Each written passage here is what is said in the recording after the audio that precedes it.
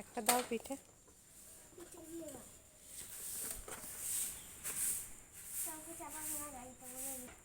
Tata.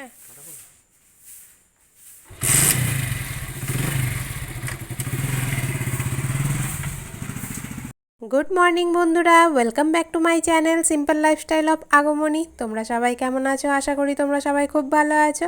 আমিও এখন অনেকটাই ভালো আছি। দাঁতে ব্যথা অনেকটাই কমে গেছে আর ঠোঁটের ওষুধটা আজ থেকেই খাওয়া শুরু করলাম। আর এখন এই যে সকালবেলায় যা কাজ, বাসি কাজকর্ম সেরে নিচ্ছি। তো আজকে আমি তোমাদের ভিডিওতে আমার মর্নিংয়ের কাজকর্মটাই শেয়ার করব।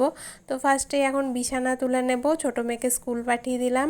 আর ওকে আজকে টিফিনে দিয়েছি কলা আর শশা। তো আজকে মনে হয় আশা করি খাবে, কারণ কলাটাও পছন্দ করে আর শশাটাও পছন্দ করে। তো স্কুল চলে গেল। আর বড় মেয়ের শরীরটাও আগের থেকে এখন অনেকটাই ভালো আছে, তবে মনে হয় প্রচণ্ড অম্বল হয়েছিল, চাপা অম্বলের মতো। তো সে কারণে পেটে মাঝে মধ্যে অল্প স্বল্প ব্যথা করছে, কিন্তু আগের থেকে অনেকটাই ভালো আছে গতকালের থেকে। তো ওকে আজকে স্কুল যেতে দেব না, যাব নাই বলছে। যাই হোক, তো এখন এই যে বালিশগুলো সুন্দর করে গুছিয়ে নিচ্ছি, তারপরে বিছানাটা ঝেড়ে নেব। আর আজকেও খুব রোদ বেরিয়েছে, প্রচণ্ড গরম, সকাল থেকেই গরম গরম ভাব। দেখো না বৃষ্টিটা কেমন বিচ্ছিরিভাবে হচ্ছে, মানে বর্ষাকালের যে বৃষ্টিটা সেরকমভাবে কিন্তু বৃষ্টিটা হচ্ছে না। আর এই যে ফ্যানটা নিয়ে শুয়েছিলাম মাথার কাছে, আমার আবার মাথার কাছে ফ্যানটা না নিয়ে শুলে ঘুম আসে না। যাই হোক, এখন বিছানাটা সুন্দর করে টান টান করে পেতে নেব। আর বাইরে জানো তো 3-4টে মোষ এসছে, মহিষাসুর। এই দেখো জানলা দিয়ে দেখা যাচ্ছে, দেখতে পাচ্ছ? তো ওই যে ওখানটাতে একটা পরিষ্কার মতো জায়গা আছে, বাবা ওখানটা কোনাটাই পরিষ্কার করে দিয়েছে, কুকুর বিড়ালদেরকে খেতে দিই। তো ওই মোষটাও আসে, ধরো যেদিনকে কুকুর বিড়ালগুলো খায় না হয়তো, তো সেদিনকে ওই মোষটা এসে খায় দেখেছি। ভাত দিই, ধরো রুটি দিই। এবার কুকুর বিড়াল তো মাছের গন্ধ বা ধরো যাই হোক আঁশের গন্ধ ছাড়া তো খেতে চায় না, তো তখন ওই মোষগুলো এসে খেয়ে নেয়। আবার জানো তো আমাদের বাইরে পেয়ারা গাছ আছে, কুয়োর পাশে, দেখেছো তোমরা? তো ওই পেয়ারা গাছেও প্রচুর পেয়ারা ধরছে এখন, বর্ষাতে তো প্রচুর পেয়ারা ধরে। তো পেয়ারাগুলো না খাওয়া যাচ্ছে না একদম, সমস্ত পেয়ারাই পোকা ধরে গেছে। এর আগে 2-3বার পেয়ারা পেরে পেরে খেয়েছি, তো পেয়ারাগুলো ভীষণ মিষ্টি ছিল আর তখন পোকা ধরেনি। কিন্তু এখন প্রত্যেকটা পেয়ারাতে পোকা, মানে লোককে যদি দেয়া হয় তাহলে মানে কি বলবো আর বলো। তো লোকে খাওয়ার মতো আর পেয়ারাগুলো নেই, আর পেয়ারাগুলো পেকে পেকেও পড়ে যাচ্ছে ধুপধাপ করে। তো বাইরের দিকে যে পেয়ারাগুলো পড়ছে, তো ওই মহিষাসুরগুলো এসে ওই পেয়ারাগুলোও কিন্তু খেয়ে নেয় দেখেছি, মানে পেয়ারা খেতেও ওরা বেশ ভালোবাসে। তো পেয়ারাগুলো খেয়ে নিচ্ছে বলেই ভালো, না হলে পচা পেয়ারার গন্ধ ছাড়তো। আর দেখো জানলার এদিকে আবার বাবা, ওদিকে তো মহিষাসুর ছিল আর এদিকে বাবা পেছন দিকে আসছে। দেখো কি করতে আসছে জানো? ড্রেনে জল দিতে। ওই সামনের দিকে যে জল ভরা থাকে, তো ওই সামনের দিক থেকে জলগুলোকে নিয়ে আসছে আর এই যে পেছন দিকে ড্রেনে ঢালছে। এটা বাবার প্রতিদিনের অভ্যেস। আর ঘুম থেকে উঠেছে অনেকক্ষণ, 4:30 পৌনে 5টার সময় ঘুম থেকে উঠে পড়েন। আর উঠে ওই যে ব্রাশ করে ওয়াশরুম থেকে এসে গোপালকে ঘুম থেকে ওঠান, তারপরে ফুল দেন, ভোগ দেন, তারপরে নিজের জব করেন আর হরিনাম করেন। তারপরে নিচে কিন্তু অনেক বেলাতেই নেমে আসেন, প্রায় 6:30 পৌনে 7টা নাগাদ নিচে নেমে আসেন। আর নিচে এসে তারপরে এই যে নিচের কাজগুলো সারছে, এই যে ড্রেনে জল দিচ্ছে। তারপরে আজকে তো ডিম সেদ্ধ নেই, হাত পা ধুয়ে চাই খাবেন ডাইরেক্ট, ডিম শেষ হয়ে গেছে। নাহলে বাবার প্রতিদিনেরই অভ্যেস এটাও, ডিম খাওয়াটা। শনিবার আর বৃহস্পতিবার নিরামিষ খান, বাদবাকি দিনগুলোতে কিন্তু একটা করে ডিম সেদ্ধ খান। আর এখন দেখো আমি সিঁড়িটা ঝাড় দিয়ে নিচ্ছি, তো হাতে ফোনটা নিয়ে সিঁড়ি ঝাড় দিচ্ছি। এখানে ফোনটা কোথায় সেট করবো, আর সিঁড়িটা অন্ধকার অন্ধকার, তো সেই জন্য প্রতিদিন আর তোমাদের সিঁড়ি ঝাড় দেওয়াটা দেখাই না, নাহলে আমি প্রতিদিনই নিচের সিঁড়িটা ঝাড় দিয়ে থাকি। আর তারপরে এদিকে চলে এসেছি সিঁড়ির তলাটা ধুয়ে নিতে। তো এখানেও তাই, প্রচুর বালি, দুটো গাড়ি, আর বর্ষাকালে তো চাকাতে খালি বালি উঠে উঠে আসছে। তারপরে এই পথেই আমাদের হাঁটা চলা, এই যে সকাল থেকে হাঁটা চলা শুরু হচ্ছে প্রত্যেকের, এই 12:30 পর্যন্ত এই ঢুকবে বেরোবে। তো প্রচণ্ড বালি কিচকিচি হয়ে যায়, সে কারণে আমাকে দুবার করে এক একদিন ধুতে হয়। যেদিন দেখি পরিষ্কার আছে সেদিনকে বেলার দিকে শুধু ঝাড় দিয়ে রেখে দিই, নাহলে দুবারও ধোয়া হয়ে যায়। আর এখন এই যে বাড়িটা ধুয়ে নিচ্ছি। আর এই দেখো এই পাশে দেখছো যেগুলো বস্তা প্লাস্টিক, এগুলোতে সমস্ত বাবার জিনিসপত্র আছে। তো এগুলোই তোমাদের বলছিলাম আমি হাত দিই না, হাত মানে এগুলো যদি আমি গুছিয়ে সরিয়ে রাখি তাহলে কিন্তু বাবা ভীষণই রেগে যান। তো বাবার যখন যেটা প্রয়োজন হয় বাবা নিজের মতন নেন, তাই আর হাত দিই না। আর তারপরেই চলে এসেছি রান্নাঘরের ভীষণ বেহাল অবস্থা ছিল। কালকে রাতে ভিডিও এডিট করতে গিয়ে অনেকটাই রাত হয়ে গেছে। দুপুরে তো এডিট করে রেখেছিলাম, কিন্তু পোস্ট করতে গিয়ে অনেকটা রাত হয়ে যায়। তো আর যদি পোস্ট করতে এই গ্যাস পরিষ্কার করতে আসতাম তাহলে আর আমার কালকে রাতে ভিডিও দেওয়া হতো না। আর এখন অনেকটা রাত করেই ভিডিও দিই, কারণ সন্ধ্যেবেলায় আগে 7:30 নাগাদ দিতাম, কিন্তু মেয়েকে সেই সময় পড়াই, তো সেই কারণে সেই সময় ভিডিও আপলোড দিলে না মেয়ের পড়ার ডিস্টার্ব হচ্ছে। তাই আমি আর রাত তখন দিই না, রাত 10টার পরেই দিই। খাওয়া দাওয়া ধরো করতে বাকিই থাকে, তো ওই রান্না করতে করতে একবার করে আসি আর ওই আপলোড দিই। আর যা যা লেখার ধরো ডেসক্রিপশন বক্স, টাইটেল, আমি ওই কাজ করতে করতেই 1 ঘন্টার মধ্যে এগুলো কমপ্লিট করার এখন চেষ্টা করছি। আর রাত হয়ে যাচ্ছে সে কারণে ভিডিও দিতে, তো প্লিজ তোমরা কিন্তু আমার ভিডিওগুলো দেখো। রাত হচ্ছে বলে দেখছো না নাকি জানি না, সেরকম ভিউজ হচ্ছে না। মাঝে মোটামুটি ভালোই ভিউজ হচ্ছিলো, কিন্তু এখন এই 3-4 দিন ধরে দেখছি ভিউজটা অনেকটাই কমে গেছে। তো মনটা খুব খারাপ, কারণ দেখো এখন তো নতুন নতুন ভিডিও করছি, আর একটা ভিডিও করতে অনেকটাই পরিশ্রম করতে হয়। বাড়ির সমস্ত কাজকর্ম করে সমস্ত দায়িত্ব কর্তব্য পালন করার পরে ভিডিও করছি। তো যাই হোক, অনেকটা পরিশ্রম হয়ে যাচ্ছে। এবার তারপরে যদি তোমরা না দেখো, ভিউজ না আসে, তাহলে মনটা খারাপ হয়ে যায়, তাই না বলো? আর সেটাই হচ্ছে ব্যাপার। আর এইদিকে দেখো, আমার তো ওইদিকে রান্নাঘরের গ্যাস পরিষ্কার করা হয়ে গেছে। আর এই কোটোবাটাগুলো আমি কিন্তু রান্নার শেষেই বেশিরভাগ পরিষ্কার করে নিই, আগে করি না। কিন্তু আজকে ভাবলাম যে যখন ক্লিনিংয়ের কাজ করছি তখন এগুলো একবারে করেই নিই। আর রান্নাঘরে আমি বেশি কোটো রাখি না, অল্প স্বল্পই কোটো রাখি, কারণ রান্নাঘরটা হয়ে গেছে উল্টো দিকে। রান্নাঘরের জানলা দিয়েও হাওয়া আসে, তো হাওয়াটা এই ডাইনিংয়ের দিকেই যায়। এবার রান্নার যে ঝাঁঝগুলো সে কারণে ওই ডাইনিংয়ের দিকেই চলে যায় ধরো। আর এই কোটোগুলো যেহেতু এই সামনেই তাকটা, তো কোটোগুলো তো ওই তেল চিটেগুলো পড়ে, তো সে কারণে ভিজে কাপড় দিয়ে আমি প্রতিদিনই পুছে থাকি। আর মাঝে মধ্যে একটু গরম জলেও কাপড়টাকে ধুয়ে মুছে নিই আর কি। তো এই যে এখন এরকম করে মুছে গুছিয়ে রেখে দিচ্ছি। আর রান্নাঘরে আমি এই কোটোগুলোতে না হাফ হাফ করে মশলা ভরি, একদম ভর্তি ভর্তি করেও মশলা ভরি না, তাতে চামচটা ভালো ঢোকে না।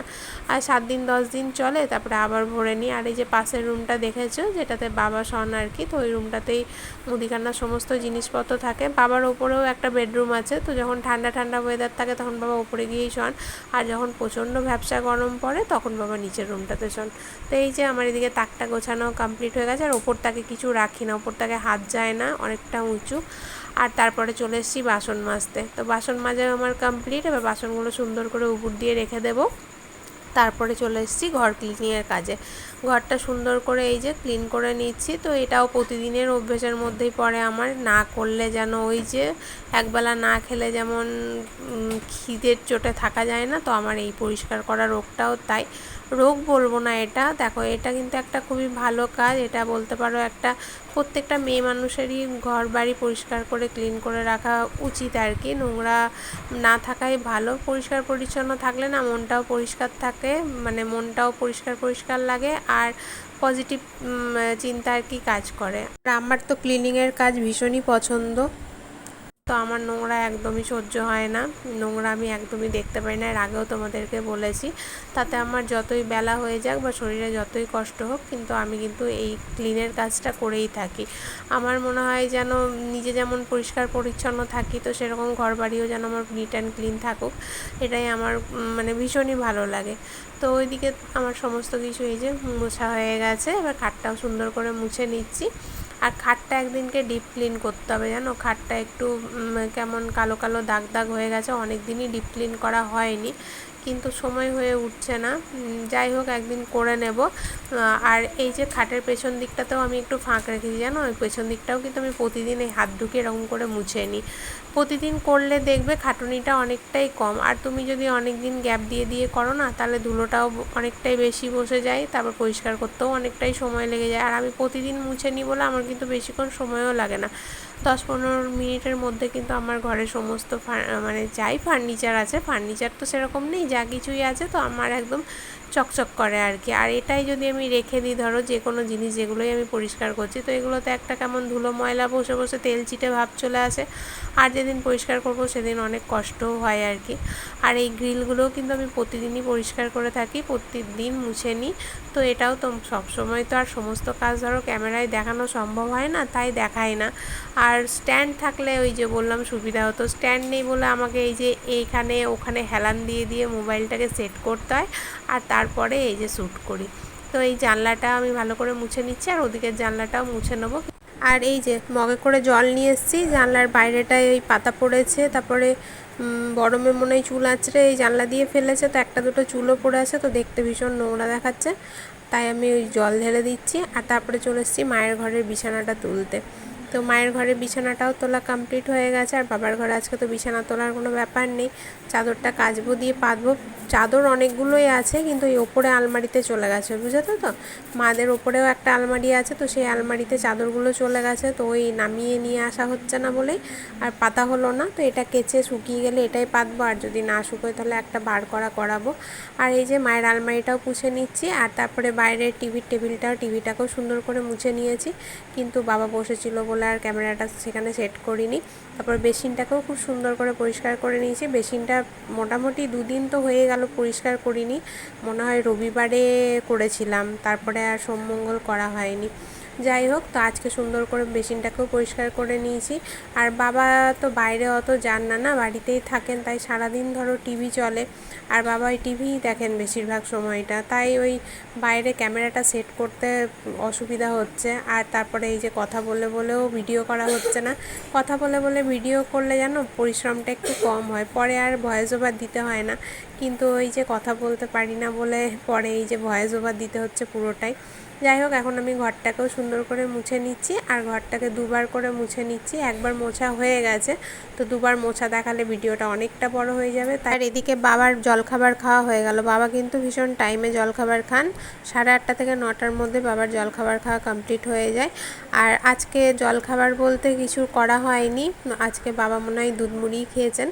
আর এদিকে আমার বড় মেয়ে পড়তে বসেছে, আজকে বড় মেয়ের সকালে টিউশন নেই, বিকেলে। আর ঘরটা যে একদম পরিষ্কার করলাম সেটা তোমাদেরকে একবার ফাইনাল লুকটা দেখাচ্ছি। তো এই দেখো আমার ঘর একদম চকচক করছে। অন্যদিন কিন্তু আমি এত সকালে ঘর মুছি না, তোমরা আমার ভিডিওতে দেখেছো। রান্না সেরে তারপরে সেকেন্ডবার যখন ঝাড় দিই তখনই মুছি, তাহলে কি ঘরটা একদম রাত পর্যন্ত চকচক করে। কিন্তু আজকে যেহেতু সকালে মুছে নিয়েছি, বেলার দিকে কিন্তু আবার নোংরাই হয়ে যাবে, কেন এখনও তরকারি কাটা হয়নি, তারপরে আসা যাওয়া তো লেগেই থাকবে। তো রুমগুলো না মুছলেও ডাইনিংটা লাস্টে একবার মুছে নেবো, সব কিছু কাজ ছাড়া হয়ে গেলে। ঠিক আছে, চলো একবার রান্নাঘরটা তোমাদেরকে দেখিয়ে দিই। মায়ের কিন্তু 2বার চা খাওয়া হয়ে গেছে, সকালে তো লাল চা খেয়েছে, আবার এই যে দুধ চা করেও খাওয়া হয়ে গেছে। আর এই কাপড়গুলোকে একটু গরম জলে সার্ফ দিয়ে ভিজিয়ে রেখেছিলাম, তাই কেচে নিলাম। এগুলো তো খুবই প্রয়োজন পড়ে রান্নাঘর পরিষ্কার করতে গিয়ে। আর এই যে 2 প্যাকেট দুধ আর কচু নিয়ে এসছে তোমাদের দাদাভাই, ছোটো মেয়ে কচু খেতে খুব ভালোবাসছে, তো কচু শেষ হয়ে গেছিলো তাই অল্প করে নিয়ে এসছে। আর এই রামকৃষ্ণদেব সারদা মা কালীর আমার খুব পছন্দের এই ফটোটা।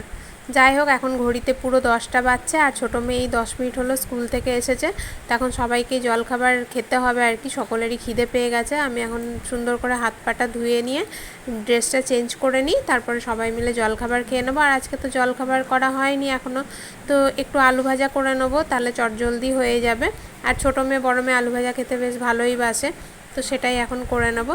ঠিক আছে, চলো আজকের ভিডিওটা এখানেই শেষ করছি, কারণ এটা তো মর্নিং রুটিনের ভিডিও।